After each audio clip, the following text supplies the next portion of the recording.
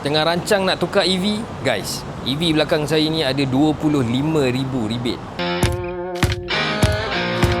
Perkenalkan, BYD Atto 3 Ultra. Saya belanja sikit dia punya interior, korang layan dia punya interior dulu. Dia ada interior yang sangat-sangat ikonik, sangat-sangat berbeza daripada kereta-kereta EV yang lain. Okey, dia juga ada panoramic sunroof. Dia juga ada power tailgate. Okey, ini dia punya dashboard depan, guys. Korang tengok. Memang lain daripada yang lain, right?